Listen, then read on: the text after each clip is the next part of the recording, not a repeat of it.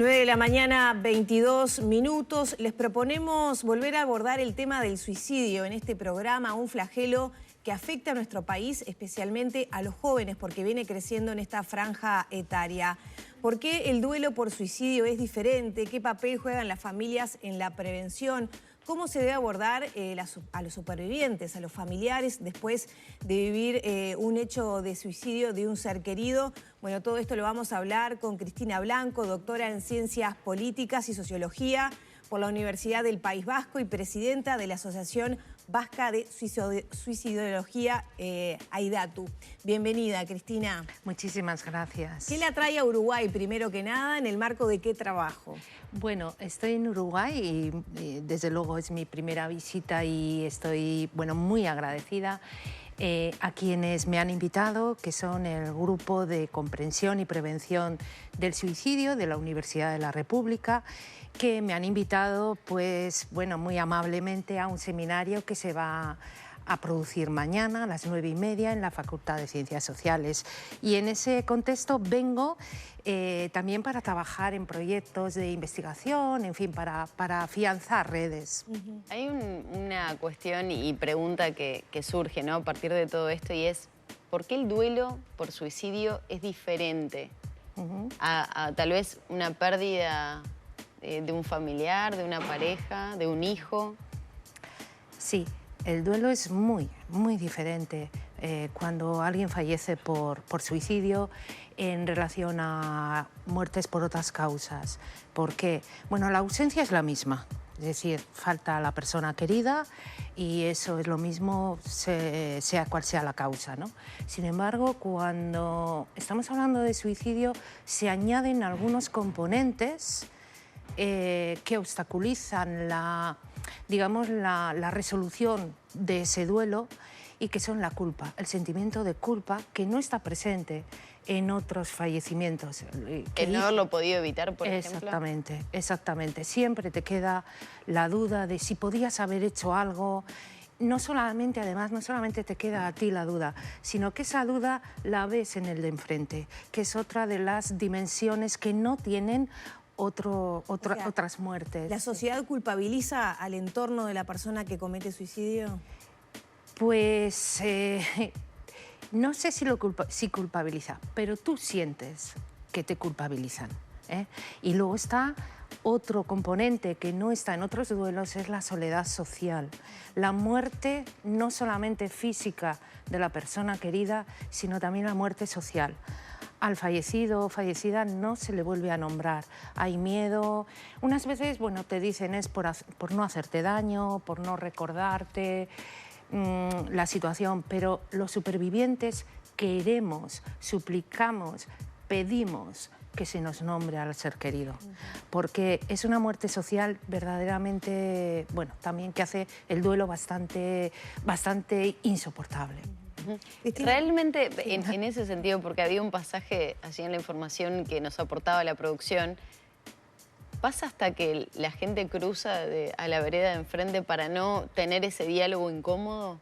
¿O ese pésame incómodo con Es incómodo, esa es la palabra.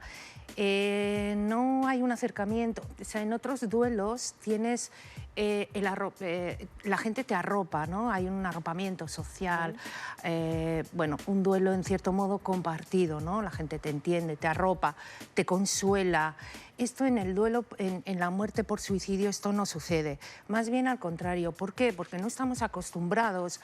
Porque el suicidio se calla, se oculta, muchas veces por los propios familiares, ¿eh? Entonces, claro, ante una situación a la que no estamos acostumbrados a saber responder, pues no sabemos responder. Y pasa lo que pasa, que hay, efectivamente hay personas que cruzan de acera, hay otras que te cambian de tema rápidamente. No hablemos de eso. Cuando tú quieres hablar, Yo recuerdo una anécdota en donde había otra viuda, ¿no?, que hablaba de su marido que había fallecido por cáncer y hablaba de él, ¿no? Bueno, yo también quería hablar, pero cambiaba de tema, ¿no? Entonces, realmente es muy doloroso, es muy doloroso. Nos contás todo esto porque lo has estudiado, pero también porque, has sido protagonista de esa situación. Para no quedarnos en lo que yo personalmente siento que nos quedamos, que es culpabilizarnos entre nosotros, pero sin saber mucho qué hacer. En Uruguay, donde esto es un flagelo muy marcado, ¿no? Nos culpamos de no estar atentos, de ayudar a un compañero, cuando muchas veces es difícil, si es que el suicidio está vinculado a una depresión, ¿no? A una patología mental, es muy difícil a veces, acá decimos entrarle, ¿no? Hacerle llegar, porque uno tiene una visión de la vida realmente diferente. Me ha pasado con seres muy queridos que pasan por malos momentos que lo que uno le puede decir llega hasta un punto, ¿no? No podés sacar a la otra persona. Reitero, es mi experiencia personal. Para no quedarnos solo en eso, ¿qué roles tienen que jugar los estados en los planes, en las estrategias que muchas veces existen, pero se quedan cortos porque no tienen los recursos, no existen campañas que efectivamente lleguen a movilizar, a habilitar todas las redes que se precisan? ¿Qué se requiere por parte de las autoridades? Por parte de las autoridades lo primero que creo que deberían hacer es atender a la sociedad civil, que en muchos casos va muy por delante de las autoridades y de las instituciones. En este caso, yo hablo de España, que es lo que sé, hay muchas asociaciones ya de supervivientes, asociaciones de profesionales también, que están luchando por la prevención del suicidio, están peleando por que el gobierno o las instituciones autonómicas, en nuestro caso, elaboren planes específicos de prevención del suicidio, pero no solo de prevención, sino también de intervención en crisis y de posvención, que es la atención a los supervivientes, ¿eh? Y en este sentido, los supervivientes lo que tenemos que, lo que podemos hacer es visibilizar este problema y que las autoridades pongan a disposición de los supervivientes una atención especializada. No nos vale con una atención al duelo, que tampoco existe, ¿eh? Pero bueno, no existe en plan institucional. Pensemos que, por ejemplo, en las facultades de psicología en España no se aborda la conducta suicida. No se aborda la conducta suicida, no se aborda el duelo por suicidio. Es un duelo genérico que muchas veces pues, no te llega, esa atención no te llega. Entonces, tenemos que visibilizar los supervivientes para que las autoridades y también la sociedad vea que esto está sucediendo y transmitir a la sociedad esas formas de abordar a la gente que está en duelo, las formas menos dolorosas, no el silencio, no el volver, el cambiar de acera, que a decir verdad, no estamos hablando de culpabilizar, no, evidentemente no hemos aprendido a abordar esas situaciones. Aprendamos, enseñemos, digamos a la gente lo que nosotros necesitamos, ¿no? Que es que se nos acerque. No es necesario ni dar consejos, muchas veces es simplemente escuchar y dejar que el superviviente por lo menos exprese su dolor, ¿no? No callarlo, no taponarlo. Muchas veces no, es que igual te hago llorar, tal. No importa. No importa. Es necesario. Es necesario. Y por lo menos que sintamos ese acompañamiento emocional que ahora mismo no tenemos, ¿no? Y a las autoridades, pues, ofrecer sistemas de atención al duelo y por supuesto, planes de prevención y de intervención eficaz. Y que haya recursos, muy importante, que haya recursos, porque mirad, una campaña está muy bien y es necesaria, ¿no? Tenemos una campaña, pide ayuda, si te encuentras mal, perfecto. Pero si después voy a pedir ayuda y no tengo quien me responda. Exactamente. Cristina, y en ese sentido, otro de los temas que me parece bien interesante para poder abordarlo es cuando culpamos a las coyunturas, sea económica, momento, pandemia. Terminamos diciendo, bueno, el COVID, el encierro provocó, incrementó la tasa de suicidios o la intención o las conductas suicidas. ¿Esto es así? ¿Tenemos que tener cuidado o es que hay enfermedades mentales que nos están afectando como sociedad? Bueno, identificar el suicidio con una coyuntura concreta es, a mi juicio, muy peligroso. ¿Por qué? ¿Por qué? Porque pasa la coyuntura y se acabó. Nosotros tenemos que ver, como sociedad, tenemos que ver la evolución, la curva de muertes por suicidio.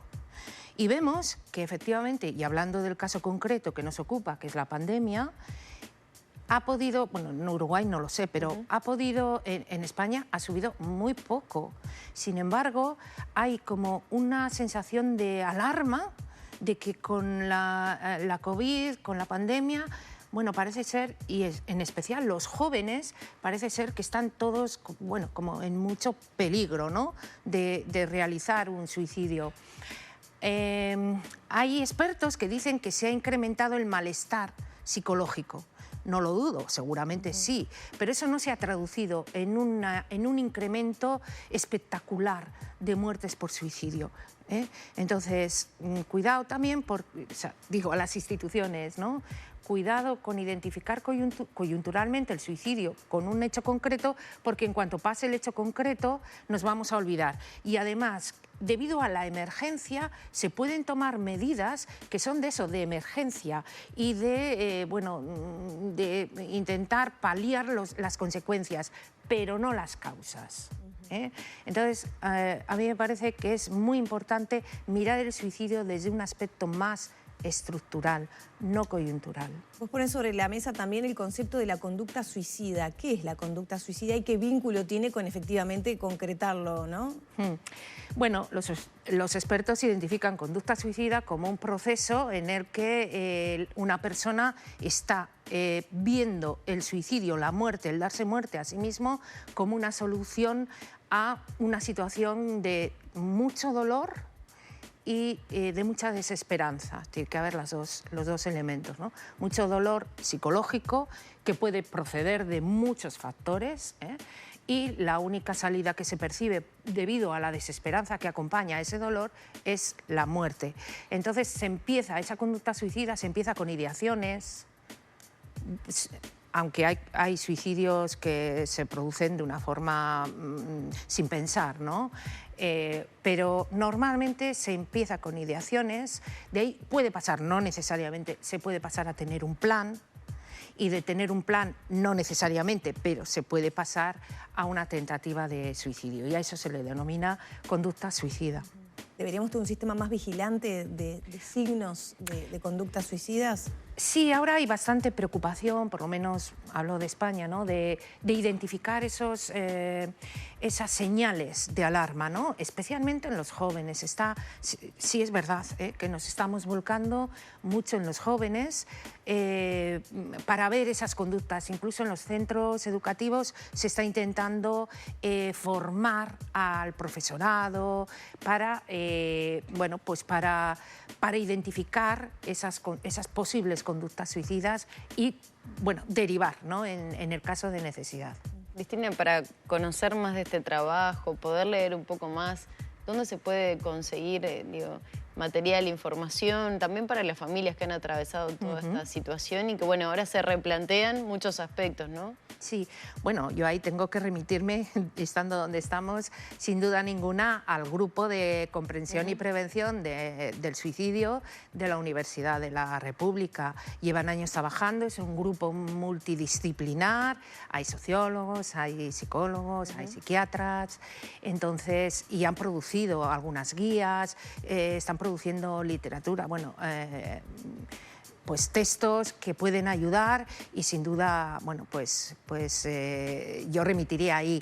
En relación a supervivientes hay un grupo, hay una asociación, Resistiré, que lo preside Yanavi Roig, y yo remitiría a esas dos fuentes de ayuda y de conocimiento, sin duda ninguna, en Uruguay.